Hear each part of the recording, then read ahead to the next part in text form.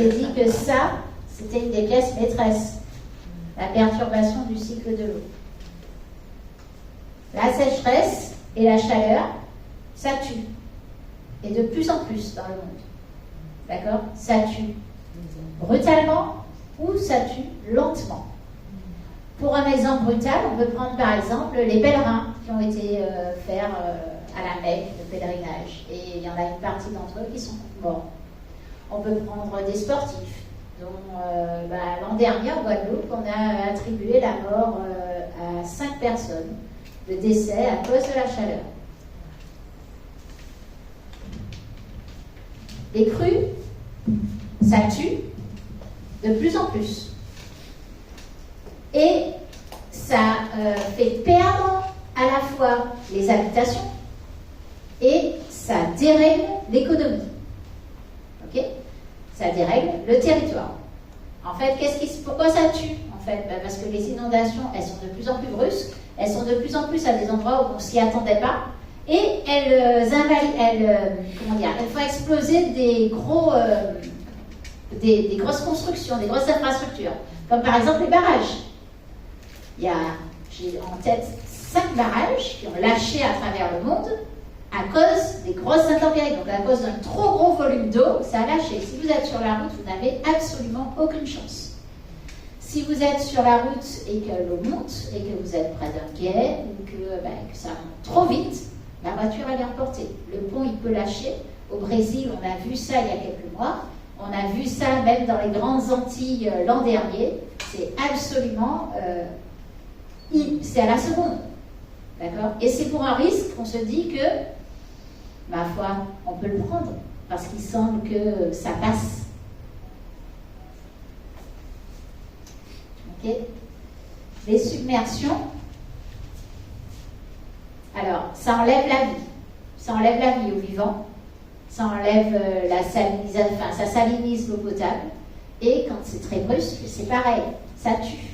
Hélène, le cyclone Hélène qui est placé là sur la Floride, a tué 93 personnes.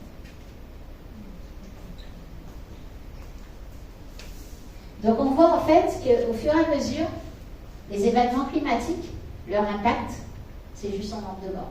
C'est en train de s'amplifier partout sur la planète et de s'amplifier en nombre de morts. Est-ce que nous, on en prend compte dans notre quotidien, Martinique? Non. Pas trop l'impression non plus. Dans tout ce que vous avez dit sur la Martinique, vous avez juste oublié une chose, c'est ça. L'eau. Alors, l'eau, qu'est-ce que vous pensez que ça... Quel est l'impact sur l'eau? Le dérèglement climatique, quel est l'impact sur l'eau pour nous? Exactement. Donc, en fait, ce qu'il est prévu, c'est qu'il y ait globalement moins de pluie. Donc, ça, c'est une planche qui a été travaillée par Météo France. Globalement, moins de pluie, mais plus de pluie forte. Et donc, l'eau ruisselle beaucoup plus à la mer. Et plus de sécheresse, donc plus de périodes où on ne peut plus aller puiser et on n'a plus assez d'eau disponible ni pour le vivant, ni pour nous. C'est d'ailleurs ce qui s'est passé en mars 2024, donc en mars, il n'y a pas longtemps, où le préfet a pris des arrêtés sécheresse. Diminution de la ressource en eau. Hein? Diminution de la ressource en eau. Diminution de la ressource en eau. Exactement. Mais bon. On peut se... Alors, mars 2024, c'est un faux problème. Hein? Il faut tenir compte... Alors, attendez, parce qu'il faut quand même tenir compte, effectivement, il faut souligner ça. Je vous ai dit, le dérèglement climatique vient aggraver des situations. Notre réseau est déjà enfui, il y a des fuites de partout. On sait ça, on le sait, on sait qu'il perd plus de 50% de l'eau. D'accord? Maintenant, moins si tu mets d'entrant, moins si tu auras de sortie. Ok. Ce qui s'est passé en mars 2024, le préfet a autorisé à prélever de l'eau au-delà des débits d'étiage. Vous savez ce que c'est les débits d'étiage? C'est le débit minimum pour le vivant. Ok? Quand on dit ça, en fait, qu'est-ce qu'on dit? On dit qu'on laisse plus d'eau aux vivants. Si on laisse plus d'eau aux vivants, c'est vachement court-termiste. Parce que, qu'est-ce que ça fait aux rivières si on laisse plus d'eau aux vivants, d'après vous? Qu'est-ce que ça fait aux rivières et au fonctionnement même de la rivière et aux berges, etc. Ça tue tout ce qui est dedans. Ça tue tout ce qui est dedans. Donc ça fragilise encore plus.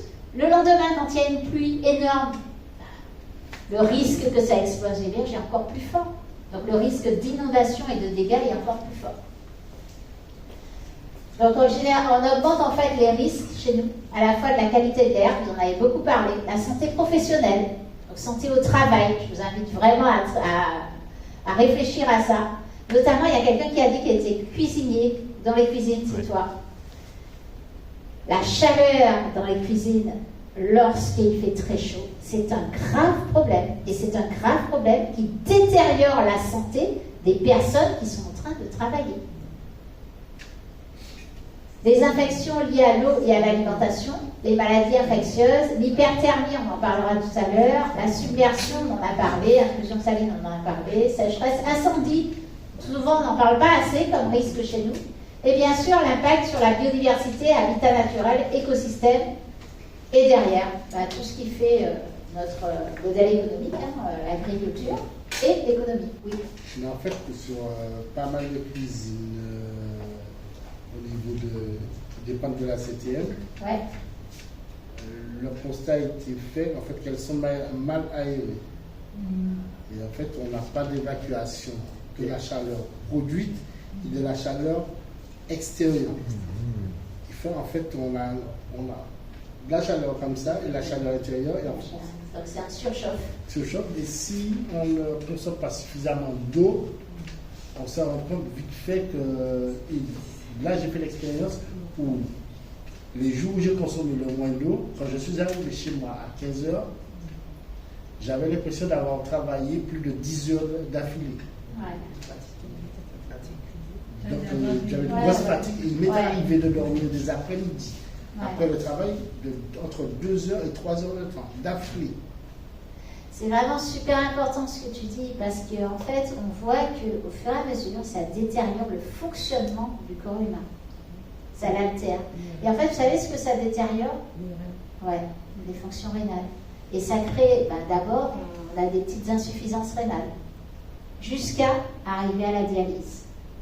Et donc, c'est des choses qui ne sont pas du tout anodines chez nous et qu'on devrait surveiller, mais qu'on ne surveille pas. En tout cas, pas dans ce sens-là. Pas à cause de la chaleur, je veux dire. On surveille le taux de dialyse, mais pas à cause de la chaleur. On surveille à cause du diabète, à cause du sucre, de l'obésité, etc. Mais pas à cause de la chaleur et pas pour les métiers qui sont en lien direct avec la chaleur. Alors que j'ai déjà des remontées d'opérationnels qui me disent, ou de personnes, par exemple des routes, qui me disent, mais nous, on commence à avoir de plus en plus d'arrêts qui sont liés à des insuffisances rénales. Mais le pire, c'est qu'en fait, au niveau des cuisines, on n'est pas considéré comme des métiers à risque. Et pourtant, regarde, les 23 métiers les plus exposés à une température élevée, la cuisine, elle est ici. Attends, je te montre. Elle est... Un peu plus bas encore. Ouais, t'es dessus. Ouais, ici. Avant, c'est le BTP et l'agriculture, en gros. Et en fait, le problème, en fait... Mais c'est vrai que ça ne vient pas immédiatement, quoi. C'est-à-dire, si tu le sais, parce qu'il n'y a pas réfléchi 2 secondes, eh bien, ça ne vient pas. Et en fait, j'ai la particularité d'avoir fait, si on considère effectivement la cuisine, d'avoir exercé un autre métier qui est aussi dangereux, c'est l'étanchéité traditionnelle. Ouais. Où en fait, vous chauffez du goudron en plein soleil. Ouais. Et j'ai fait ça pendant 14 ans. Là, c'est dingue. Non, mais quand il le dit, il faut se rendre compte derrière ce que ça donne, quoi. Et c'est des métiers comme ça qu'on expose tous les jours à des dangers humains, en fait, à des dangers de fonctionnement. Alors, il faut se poser la question, en fait, du pourquoi. Pourquoi est-ce qu'on continue? Je ne sais pas, moi, dernièrement, il y a 3 jours, en pleine chaleur, mercredi dernier, il faisait très chaud. Il y avait une équipe qui était en train à 12h30, de désherber sur les routes, sur l'autoroute, de désherber au milieu de l'autoroute, là, si on peut rappeler. À 12h30. Vous avez vu le goudron, déjà c'est un métier qui demande beaucoup, qui demande des EPI complets, donc des équipements de protection complets, et en plus, tu as la chaleur des voitures et la chaleur envoyée par l'autoroute elle-même.